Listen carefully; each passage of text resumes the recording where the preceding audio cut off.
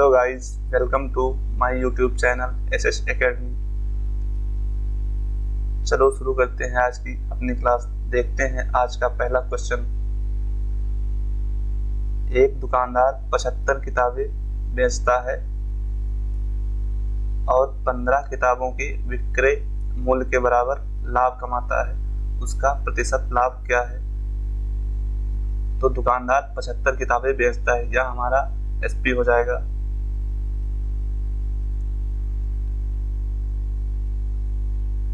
और 15 किताबों के विक्रय मूल्य के बराबर लाभ कमाता है, ये हमारा लाभ हो जाएगा।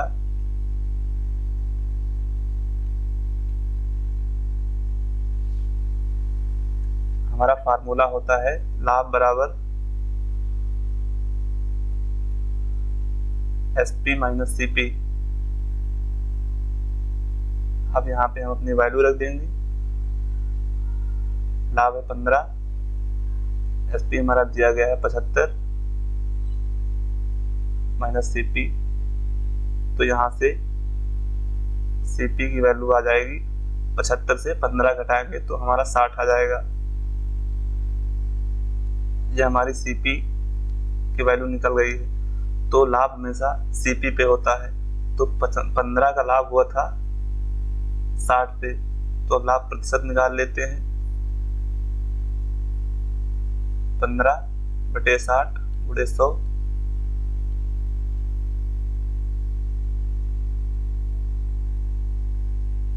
तीन से काटेंगे, 2 बार में जाएगा, 5 बार में जाएगा। 2 को 10 से काट देंगे, ये 5 बार में जाएगा। तो हमारा आ जाएगा 75% लाभ। यही हमारा आंसर होगा। ये हमारा है ऑप्शन 1। अब चलते हैं अपने अगले क्वेश्चन की ओर।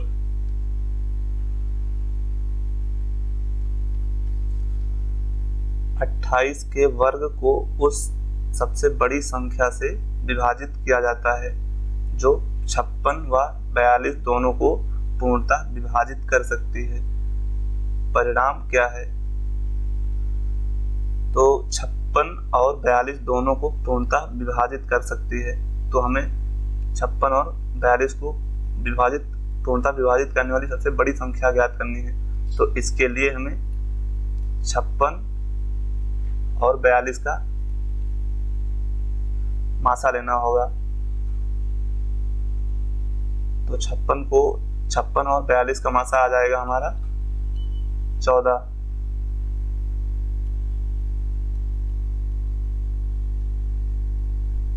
तो आगे देखते हैं, ये कह रहा है 28 के वर्ग को। तो हम करेंगे 28 का वर्ग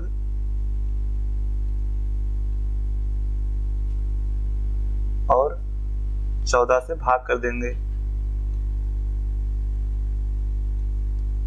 14 से काटेंगे, 28 2 बार में कटेगा।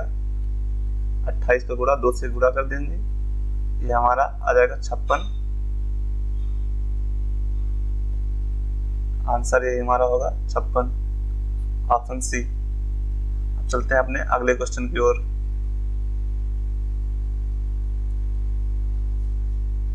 सात, 5 और 3 के चौथे समानुपाती तथा 7 और 13 के तीसरे समानुपाती के बीच का अनुपात क्या होगा? यहाँ 3 संख्याएं दी हैं, 7, 5 और 3।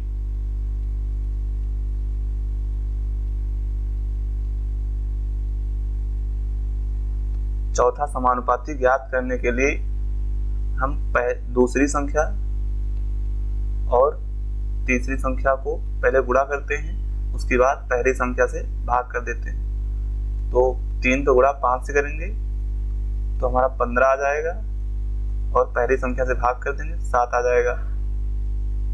ये हमारा चौथा समानुपाती आ गया। अब ज्ञात करेंगे तीसरा समानुपाती। तो तीसरा समानुपाती ज्ञात करने के लिए 2 संख्याएं होती हैं, तो इसमें दूसरी संख्या का वर्ग कर देंगे और पहली संख्या से हम भाग कर देते हैं। तो हमारा तीसरा समानुपाती आ जाता है। 13 का वर्ग कर देंगे और पहली संख्या से भाग कर देंगे। 13 का वर्ग हो जाएगा 169/7 अब हमें चतुर्थ समानुपाती और तीसरे समानुपाती का रेशियो ज्ञात करना था। बस हम इस वैल्यू को रख देंगे 15/7, 169/7, 7 से 7 कैंसिल हो जाएगा। अब हमारा शेष बचा 15:169। यही हमारा चतुर्थ समानुपाती और तृतीय समानुपाती का अनुपात हो गया। यही हमारा आंसर होगा, ऑप्शन सी। अब चलते हैं अपने अगले क्वेश्चन की ओर।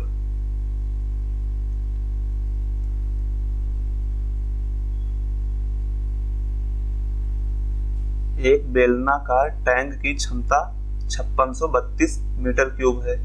यदि आधार का व्यास 16 मीटर है तो इसकी गहराई ज्ञात करना है। तो यहाँ पर आधार का व्यास दिया है 16 मीटर, d बराबर 16 मीटर दिया है। तो त्रिज्या जो होता है आधार का आधा होता है त्रिज्या, तो यहाँ आ जाएगी 8 मीटर त्रिज्या। टैंक बेलनाकार टैंक है तो उसकी क्षमता दी गई है। अगर हमें किसी बर्तन की क्षमता दी होती है तो वह मान लो उस बर्तन का आयतन दिया होता है। तो बेलनाकार टैंक का आयतन होता है πr²h। तो हमें आयतन बराबर दिया है 5632। यहाँ पर r की वैल्यू रखेंगे और पाई की वैल्यू होती है 22/7। r है 8, तो 8 का वर्ग करेंगे तो 64 हो जाएगा। और हमें गहराई ज्ञात करनी, गहराई h मान लिए 5632, 64 से काट देंगे, ये 88 बार में कट जाएगा। और 22 से काटेंगे तो 88 4 बार में कटेगा। 7 इधर 7 बटे में तो उधर जाएगा, गुणे में हो जाएगा, 4 × 7, ऐसा आ गया 28। यही हमारा आंसर होगा, ऑप्शन सी। अब चलते हैं अपने अगले क्वेश्चन की ओर।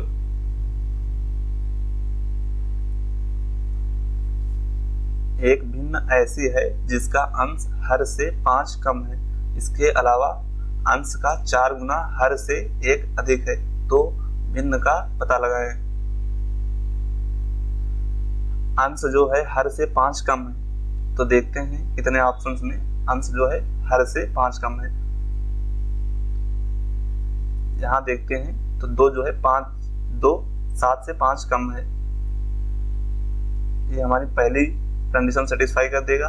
और 7 भी 12 से 5 कम है, ये भी हमारा सेटिस्फाई करेगा। तीसरा वाला भी सेटिस्फाई करेगा। और ये तो हर और अंश दोनों बराबर दिए, ये पहले कट जाएगा। तो अब देखते हैं दूसरी कंडीशन को लागू करते हैं। ऑप्शन पहला लेते हैं 2/7।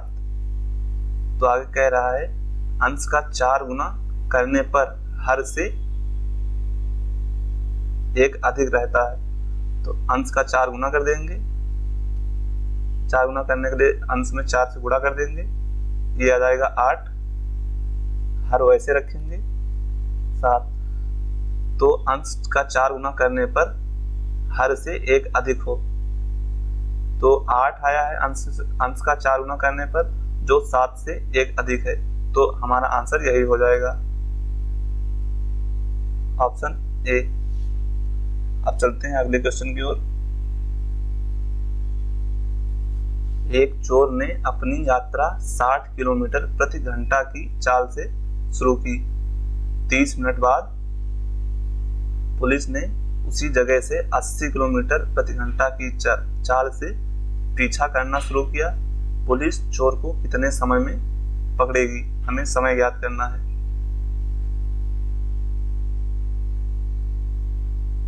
माना एक पॉइंट है, यहाँ पर पहले चोर भी है और पुलिस भी यहीं पर खड़ी है। चोर जो है 60 किलोमीटर प्रति घंटा की स्पीड से पहले भागता है, तो यह आधा घंटे में 30 किलोमीटर दूरी तय कर लेगा।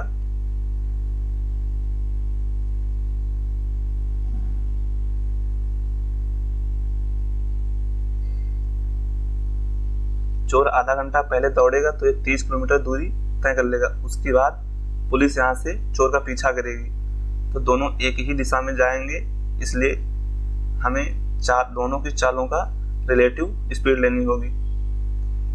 तो एक ही दिशा में जा रहे हैं तो ज्यादा वाली स्पीड से कम वाली स्पीड को घटा देंगे।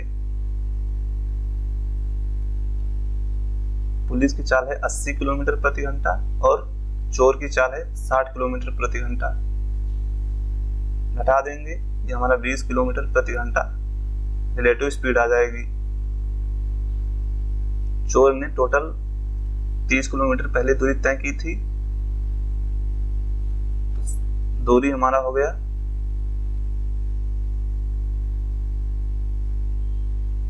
30 किलोमीटर, और समय निकालने के लिए फार्मूला होता है दूरी बटा चाल। चाल यहाँ रिलेटिव स्पीड आई थी 20 किलोमीटर प्रति घंटा, 0 से 0 कट जाएगा, ये हमारा आ जाएगा 3/2। 3/2 अर्थात ये आ जाएगा 1.5 घंटा। यही हमारा आंसर होगा, ऑप्शन डी। अब चलते हैं अपने अगले क्वेश्चन की ओर।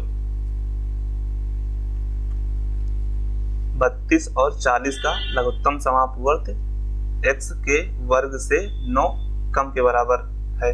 x का धनात्मक मान ज्ञात करना है। तो हम सबसे पहले 32 का गुणनखंड करेंगे और 40 का गुणनखंड करेंगे। 32 का गुणनखंड करेंगे, ये आ जाएगा, और 40 का गुणनखंड करेंगे, ये आ जाएगा। इन दोनों का लासा ले लेंगे तो ये हमारा आ जाएगा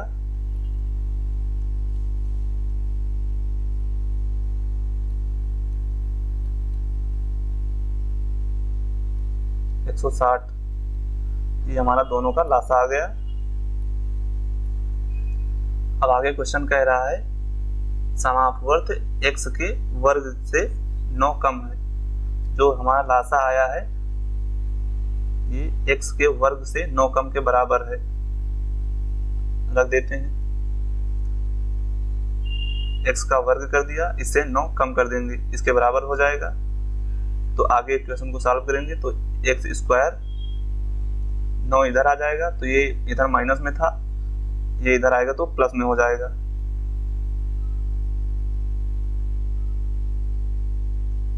एक 160 प्लस 9, ये आ जाएगा 169। 169 का वर्गमूल ले लेंगे तो ये आ जाएगा x बराबर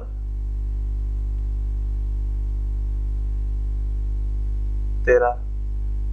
यही हमारा आंसर होगा, ऑप्शन नंबर बी। अब चलते हैं अपने अगले क्वेश्चन की ओर।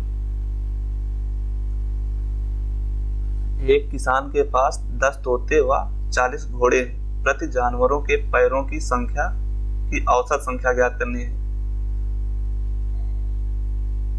तो हम जानते हैं कि एक तोते के 2 पैर होते हैं, तो 10 तोतों के टोटल पैरों की संख्या आ जाएगी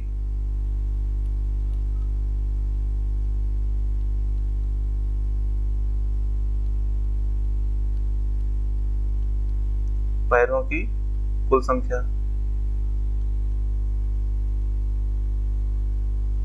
आ जाएगी। एक तोते के 2 पैर होते हैं तो 10 तोतों की टोटल पैरों की संख्या आ जाएगी 20।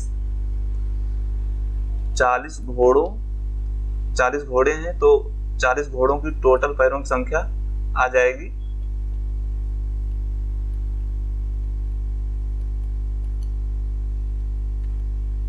40 घोड़े होगी, संख्या हो गई। और एक घोड़े के 4 पैर होते हैं तो टोटल पैरों की संख्या आ जाएगी 160। दोनों जानवरों के टोटल पैर जो है इनको जोड़ लेंगे तो 160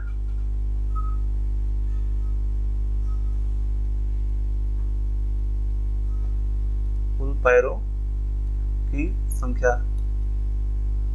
20 पैर तोते के थे और 160 पैर घोड़े के थे, टोटल आ जाएंगे 180। टोटल जानवरों की संख्या है हमारी 10 तोते हैं और 40 घोड़े हैं, तो 10 तोते मिला के और 40 घोड़े हो जाएंगे 50। 0 से 0 काट देंगे तो हमारा 5 से 18 को काटेंगे तो ये हमारा जाएगा 3 बार में जाएगा, बचा 3, तो आगे ये जाएगा 6 बार में। यही हमारा आंसर हो जाएगा ऑप्शन नंबर डी। अब चलते हैं अगले क्वेश्चन की ओर।